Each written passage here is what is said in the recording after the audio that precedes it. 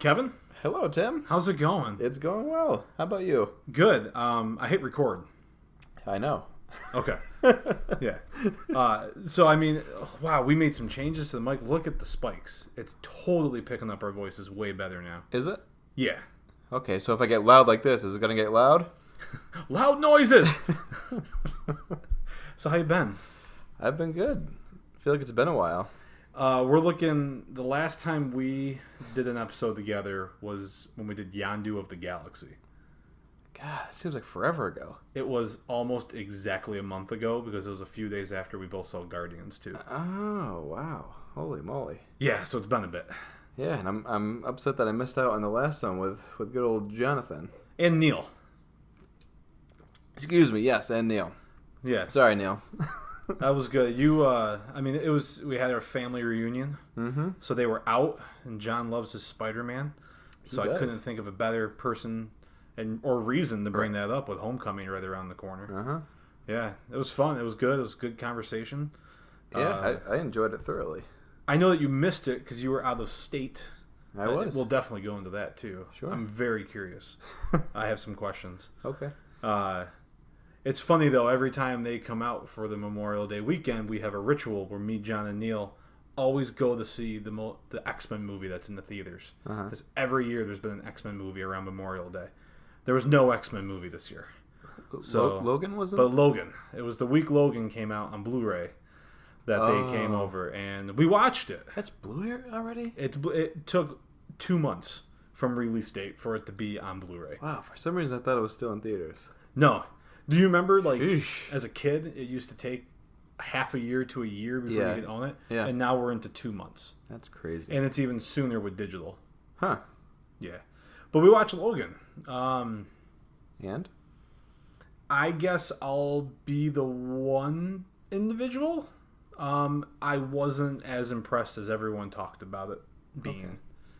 Okay. I felt that it fell into the traditional X-Men flaws. Mm-hmm.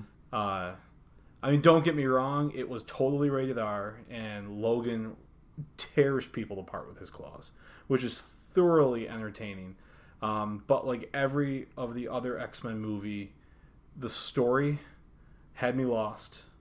They never painted a picture for me. Mm-hmm. So the world wasn't explained to me. They gave you one small snippet of the world, but to me, that's only one location on the entire planet, and they didn't explain everything. So why people aren't there and why all mutants are gone wasn't explained. So that's kind of a big deal when it's a movie about mutants. Right. I got... Oh my god. Yeah. Oh my god. Oh, my goodness gracious. Sorry about that. But Brad ended up coming over, and Fatty came over because my wife ran into them at the grocery store and said, John and Neil are over. They're about to watch Logan, and then they showed up to watch it with us. Awesome. Everyone else enjoyed it. I think I was the only one who didn't. I really need that picture painted, and I didn't get a picture. Well, I wasn't crazy about the last one. The samurai one? The one was in Japan? Yeah. Talking? Yeah. Because you haven't seen all the X-Men, right? That was the last one that we watched together, right? Yeah. That's not the order, though. I didn't like that one. It's more, you gotta watch all the X-Men's, and I was trying to figure out where the hell in the timeline this one happens, because in Days of Future Past, we get split timelines because they change history. And I don't even think 20th Century Fox knows what they're doing with these movies. No. I don't know. I haven't really been a big fan of them. I used to love X-Men as a kid, but I'm not a big fan of these movies. But then you got older and you understood story and plot, and you realize none of it makes sense? Yeah, pretty much. Yeah. Would you like to know one thing you're going to run into in the next X-Men movie that we watch? Sure. Remember how Logan in the Wolverine, he has animadium taken from him? He has what? His animadium, the metal inside him. Remember they drilled into his hands, they took it from him, and then he had to go back to his bone claws? Yeah. Yeah. Within like the first 10 minutes of the next movie, he has his animadium back. Really? Yeah. And then like they had the end scene at the airport where Magneto and Professor X showed up, and he pulls his bone claws out at Magneto's face. Yeah. Well, he has all of his animadium back in the next movie, and they don't explain any of it. Just a major plot point, in my opinion. God. So, but regardless, so that was fun. Well, But good. you went to Pittsburgh. I did go to Pittsburgh to watch the Pittsburgh Pirates against the New York Mets. Oh, how was that? It was a phenomenal game. The Pirates ended up winning at the bottom of the 10th off of a shot out to right field by John Jay. So I don't know I'm sure none of you know who I'm talking about, but still, it was a very, very exciting game. That's great. Yeah. How? So that's Pittsburgh. We're in upstate. How long of a drive? 5.5 hours. Oh, that's not bad. No. That's how long it takes me to get to Providence sometimes. Yeah, that sounds about right. Huh. How is the city? Is it great? I would move there in a heartbeat. Yeah, don't. You moved on me once. And you came back. I remember saying when you moved down to Charlotte, I was like, I remember I went to Sam and I was like, I don't know what to do. Kevin left. But then you went up to Watertown, so Yeah, I went an hour north, and you went 12 hours south.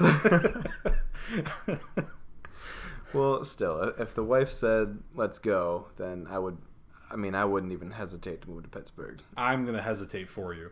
Okay. You're not allowed to go. It's just it's an awesome city. I'll show you some pictures later. But Well, I've been there once. It's awesome. When I played The Last of Us, Oh, true. I did go to Pittsburgh in that game. Yes, that's very true. Which was really cool playing that game and experiencing that. That was awesome. It was great, and it was a very emotional time when you run into the other guy and his son. Mm-hmm. It gets pretty gruesome. Oh, yeah. and sad.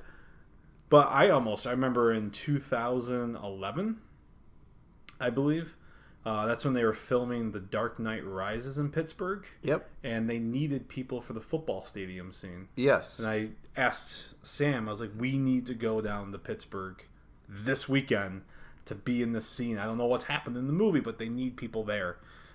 We never went. Actually, my friend that I went with to Pittsburgh went to that.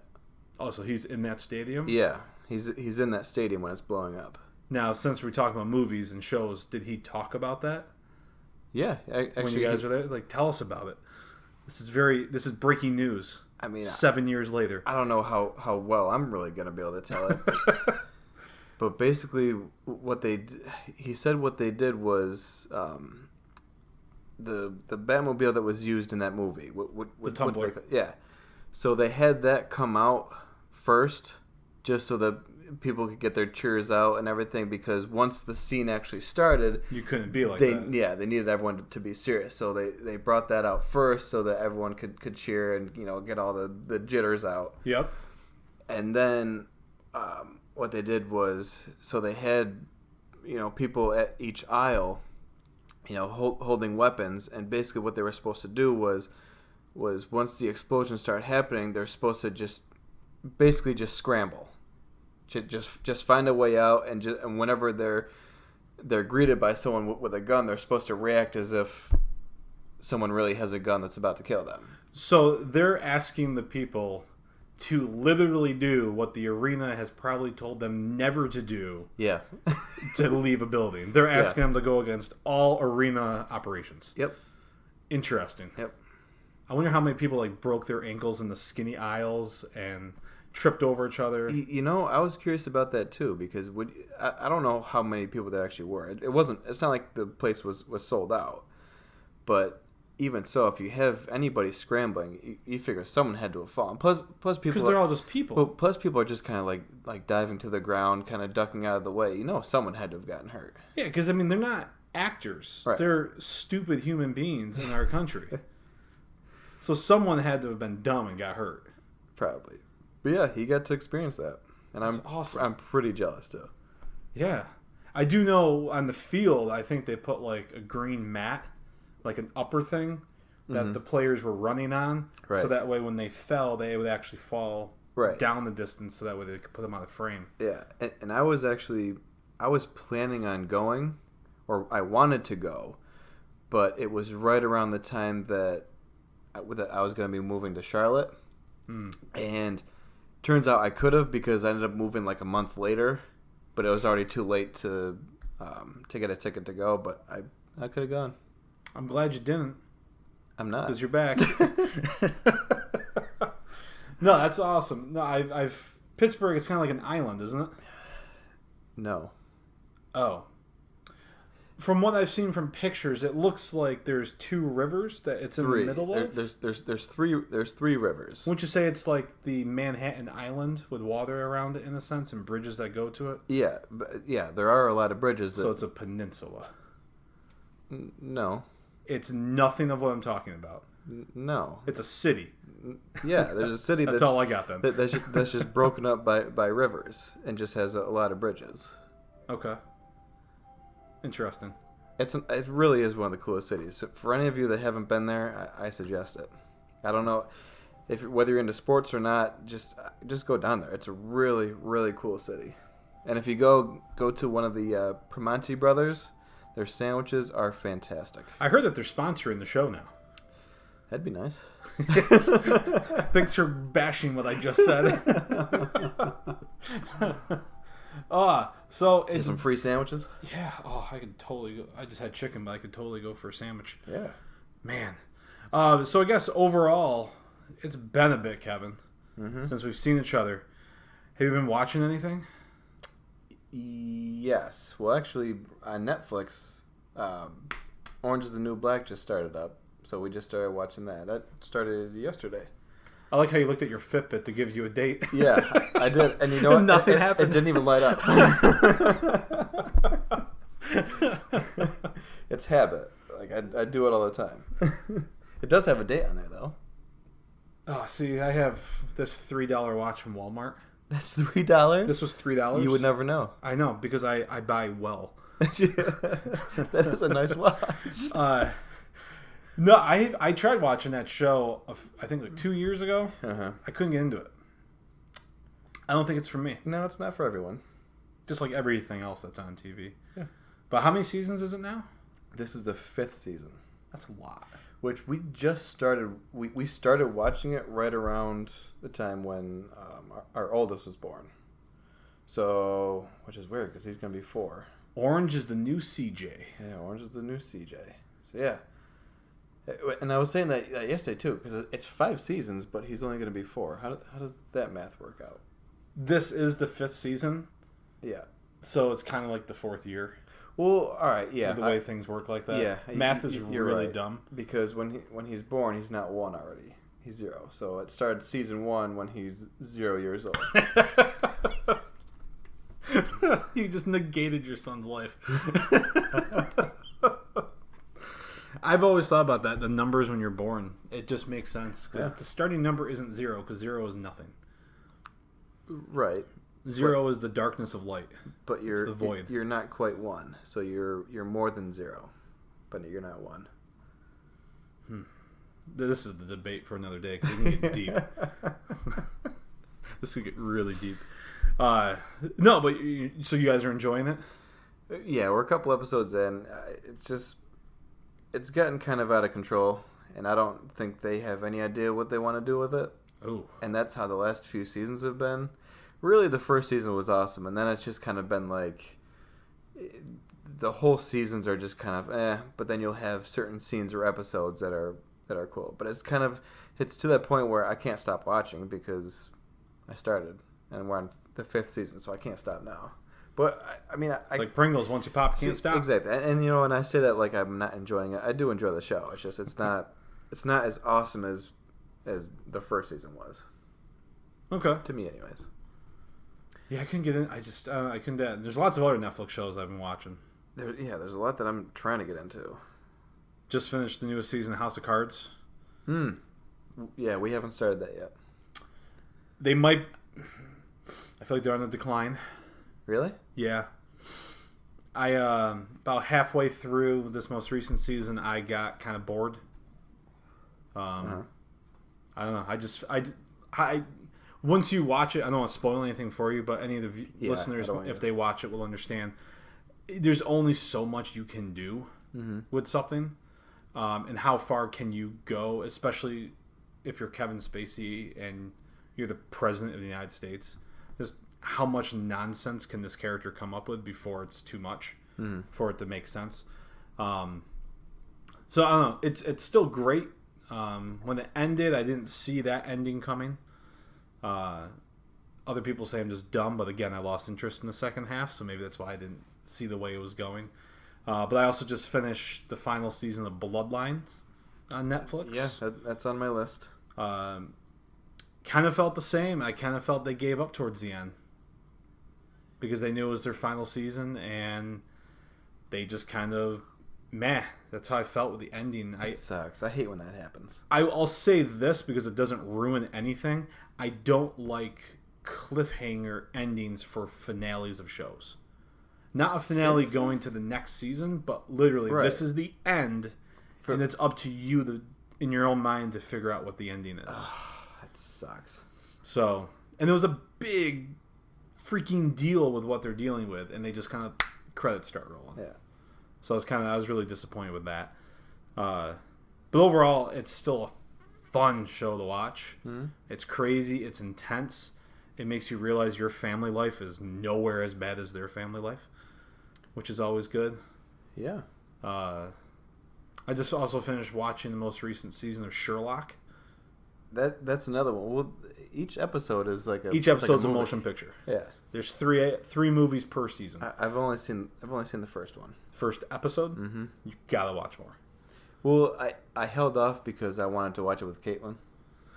Because I knew that she would really like it. That makes sense. So I didn't want to get too far into it just because of how long it is. Yeah.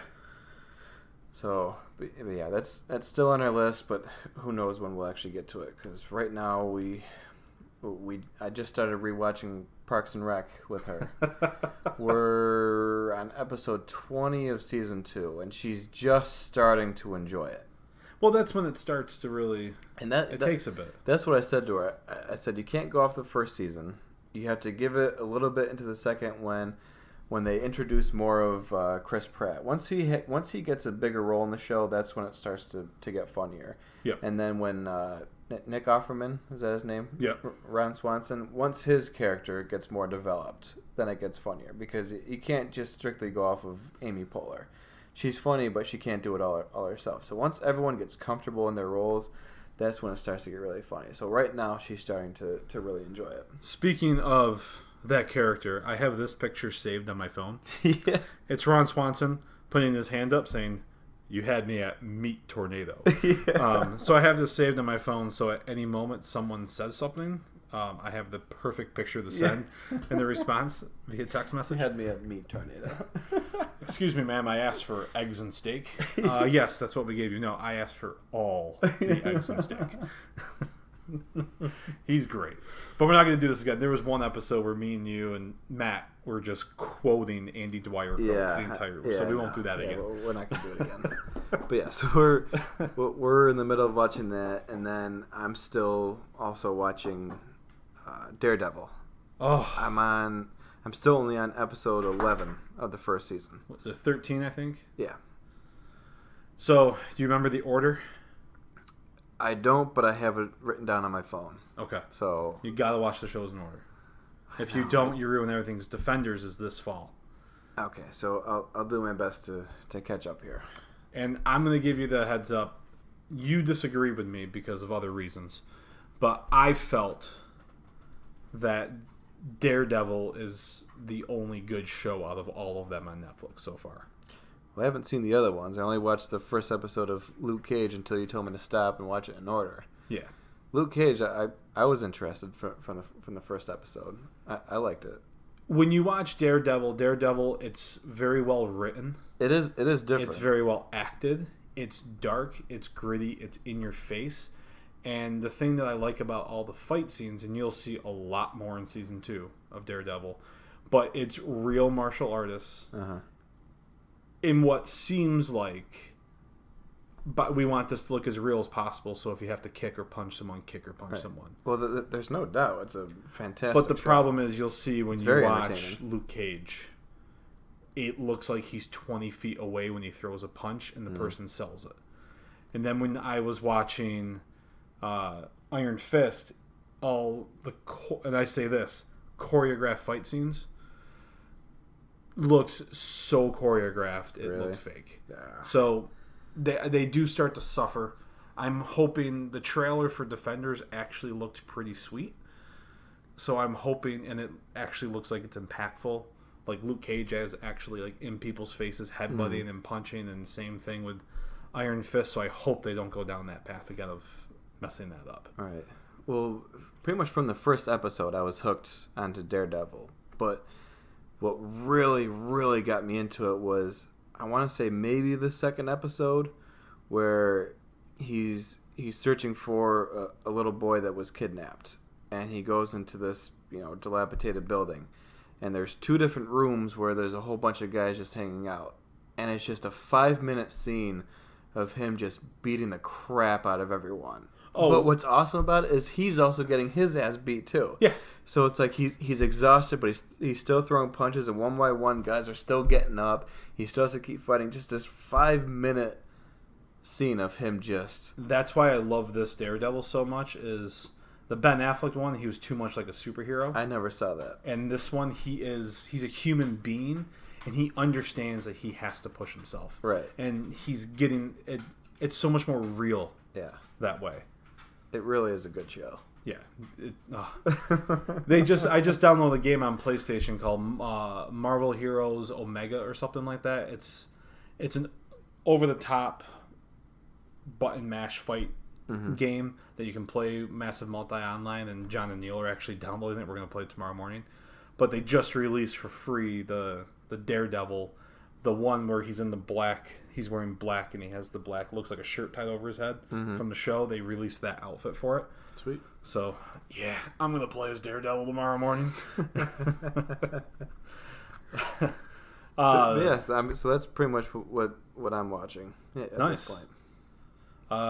We're watching, what the heck's it called? The Handmaid's Tale on Hulu.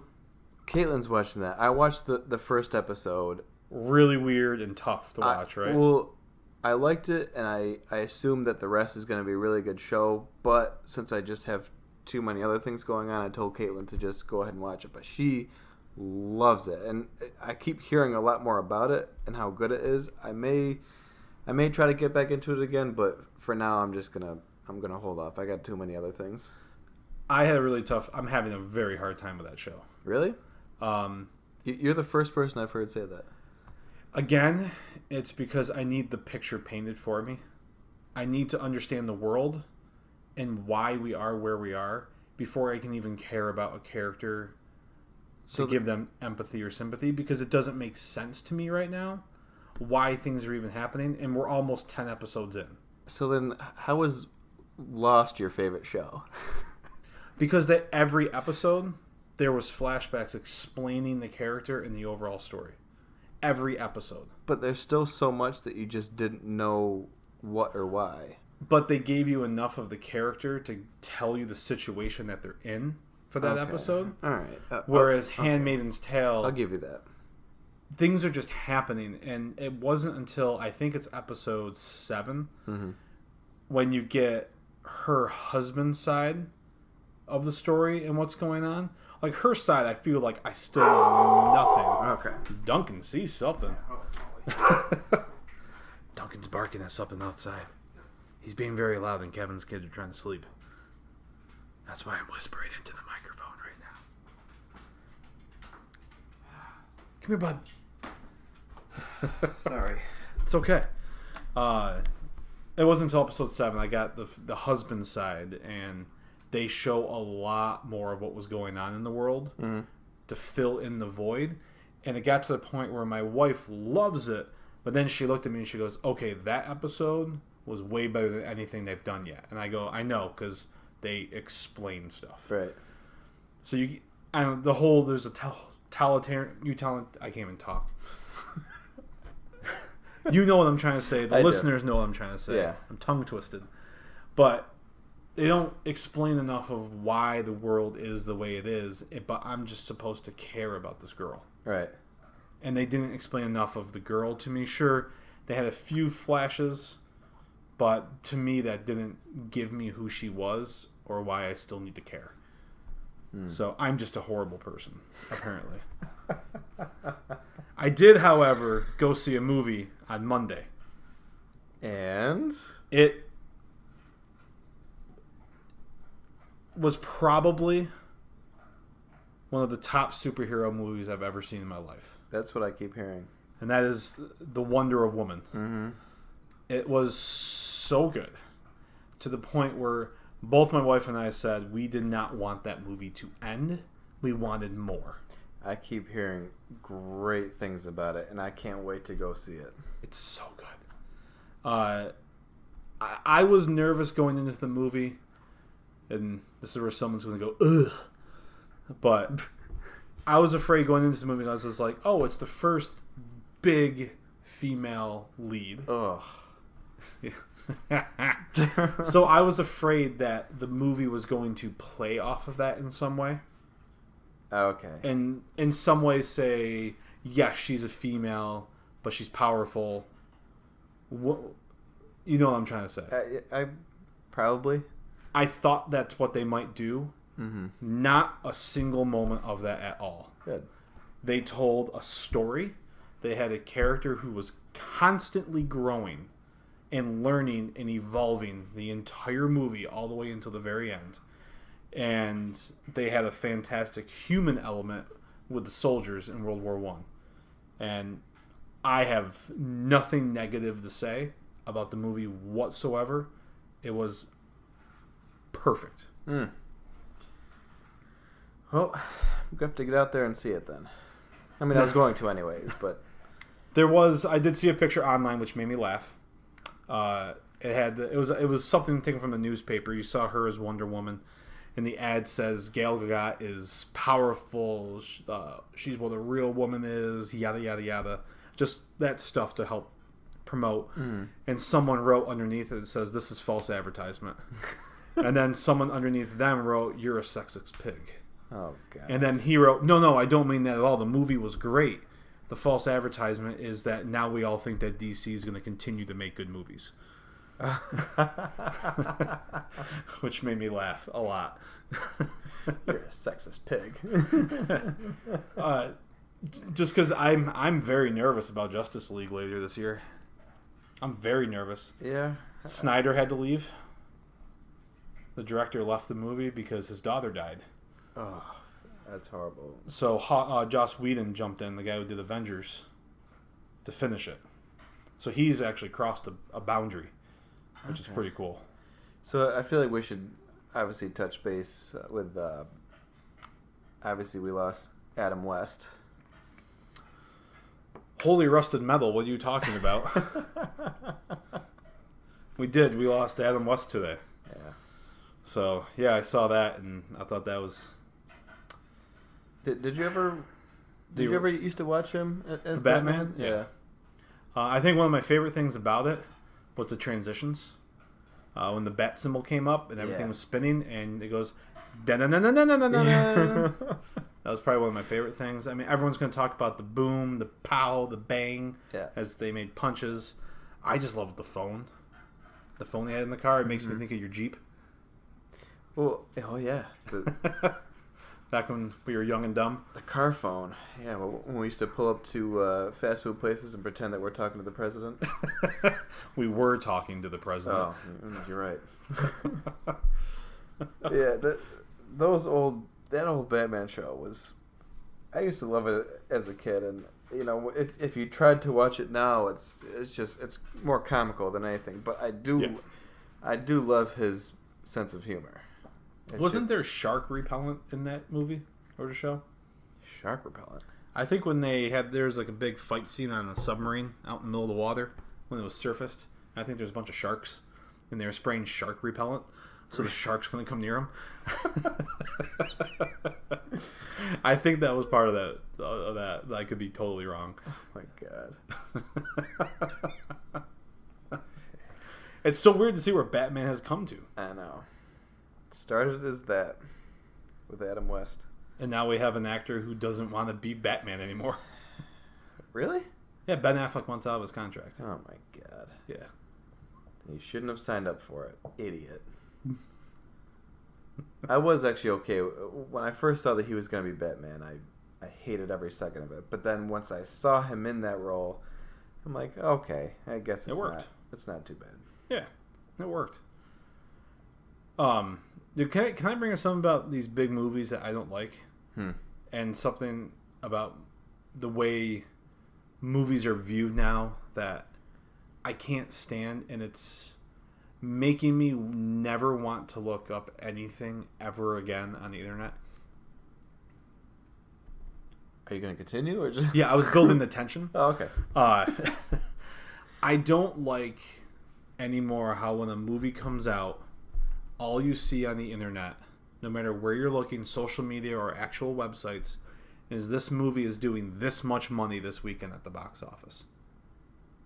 I can't stand seeing that anymore.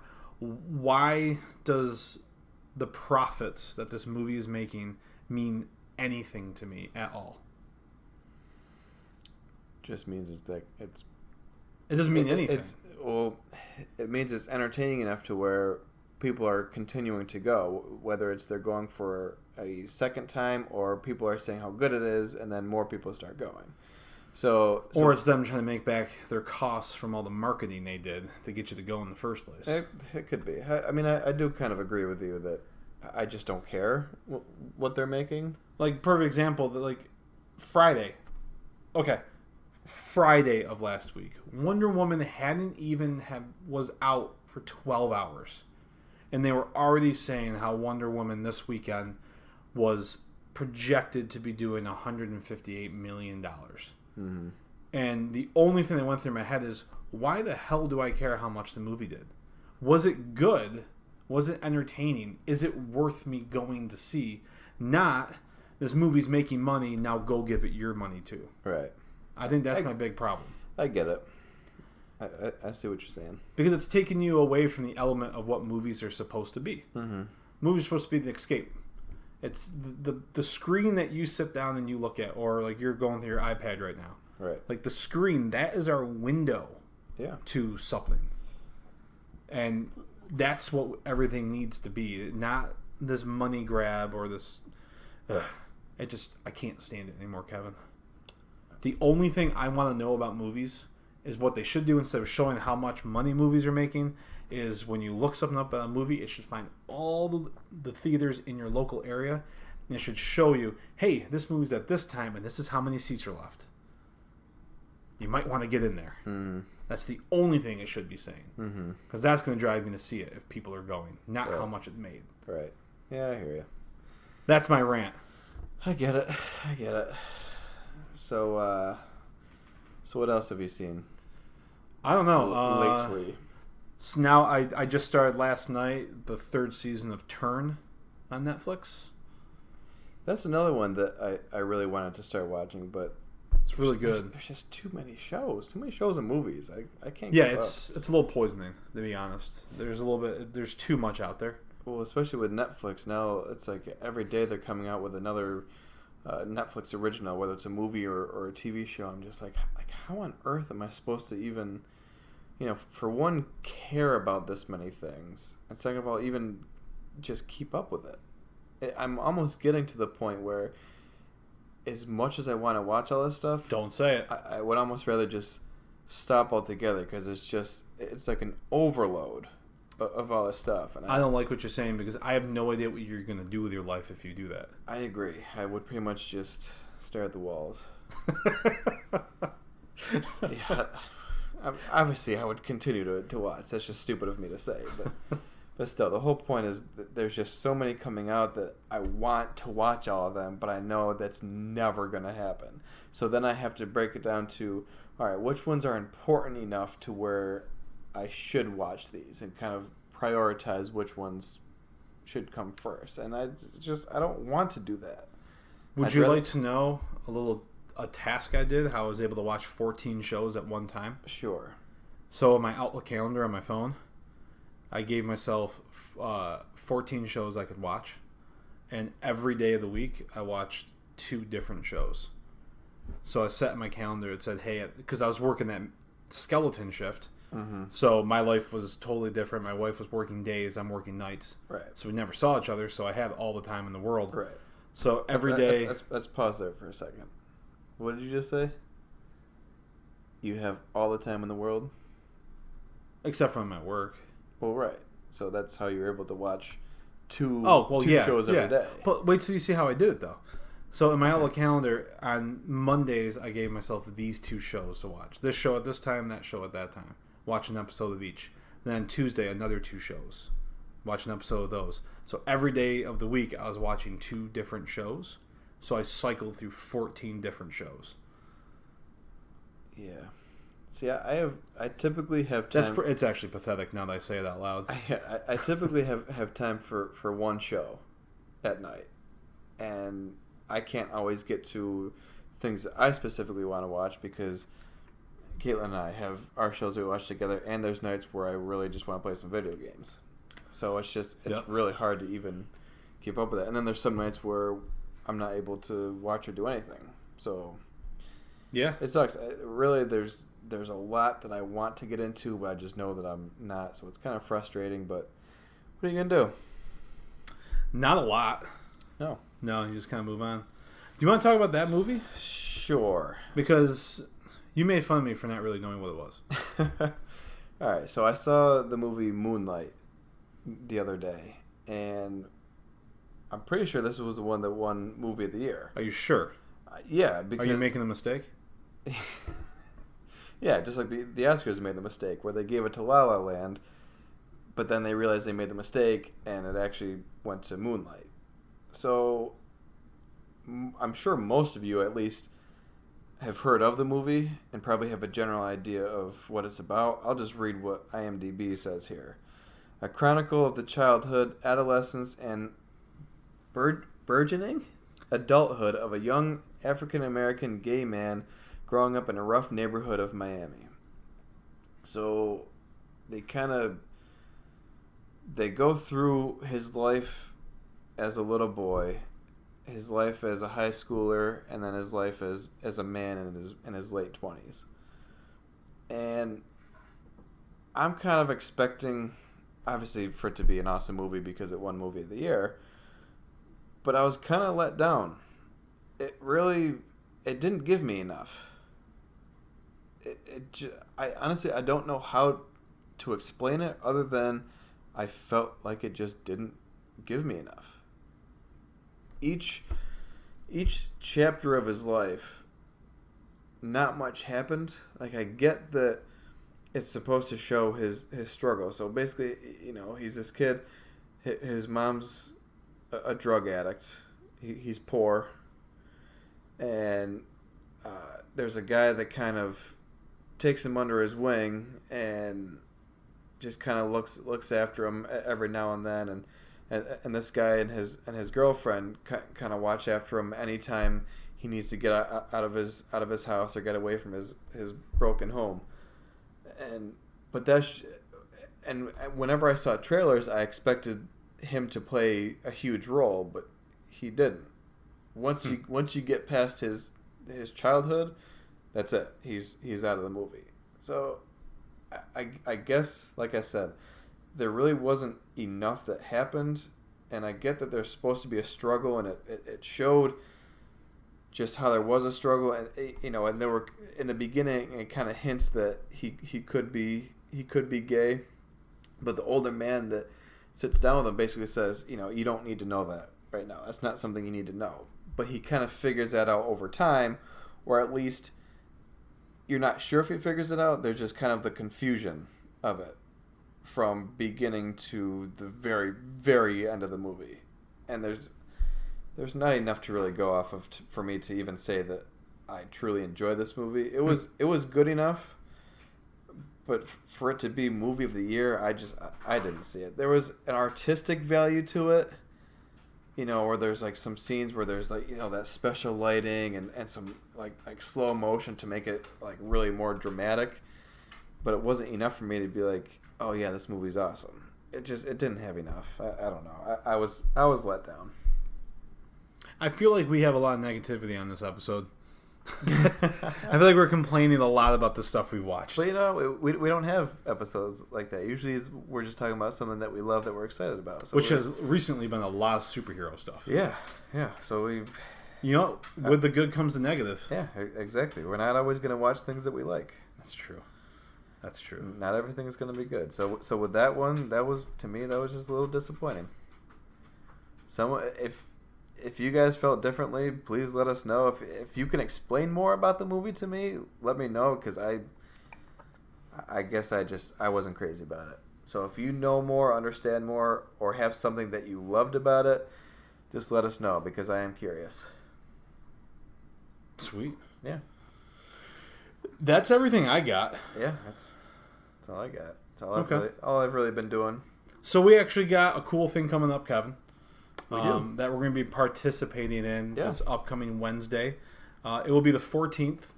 Let me go ahead. I'll bring up the details. But to kind of bring everyone up to speed to kind of what we're talking about, Kevin and I have been given the opportunity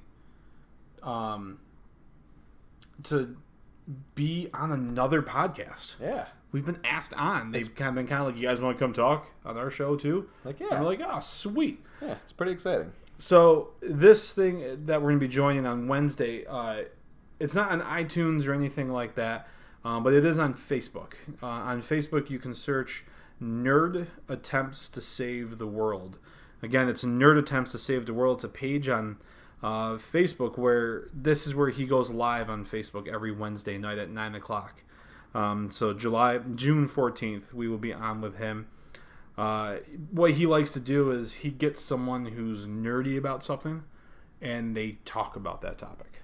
So he knows that me and you love movies. Mm-hmm. So he's going to have us on. He used to run his own shop in the central New York area too for games and nerd stuff. So here he has a really big community. Cool. So it's going to be really fun going on. I actually work with him.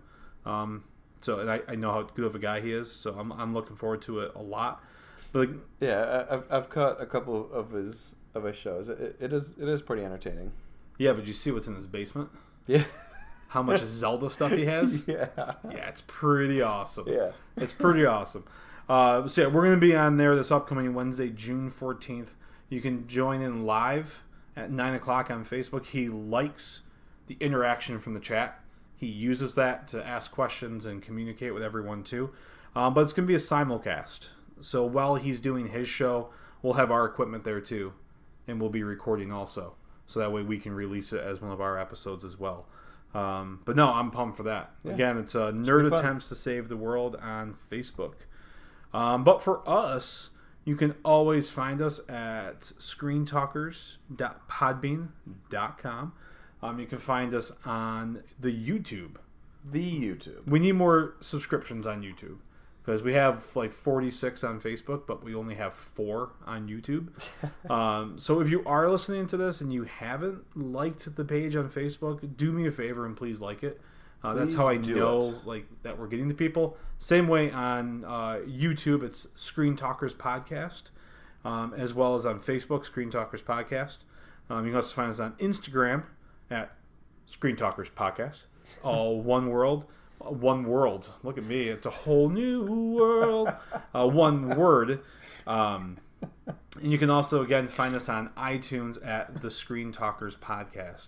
And now I'm actually going to try something new. I'm going to try to get us on Google Play also. Cool. That way, just another way to find us. Yeah.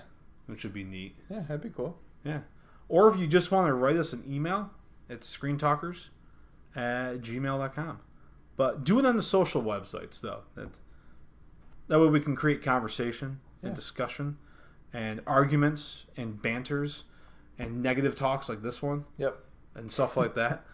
But yeah, Kevin, do you have any parting words? Just keep watching what you're watching. Try to watch more if you can. Just enjoy it. Just have fun. All right. Yeah. Absolutely. What did we say earlier? What was it? I had something that I said that we thought was funny, and I thought it would be a good quote to end the show with, but I can't remember what I said. Yeah, I don't. Wow, that's a great way to end it right there. It was meatball sandwich. Yes, enjoy. I totally want one right now. Yeah. But then I just remember it's too much like the Nerdist when he says enjoy your burrito. So we can't really do anything with that. Yeah. But we can tell everyone, no, we can't really say it like that at all because no matter what, it's too much like that. Mm-hmm. What I will say is I know in New York City there is a meatball restaurant. Okay. that I want to take a trip to. I just Sure. want to go down to New York for a day. I'll go. Get off the subway at Penn Station, find my way over. Get ourselves a sandwich. And No, just get yourself a sandwich, Kevin. We're gonna be getting ourselves a bucket of meatballs.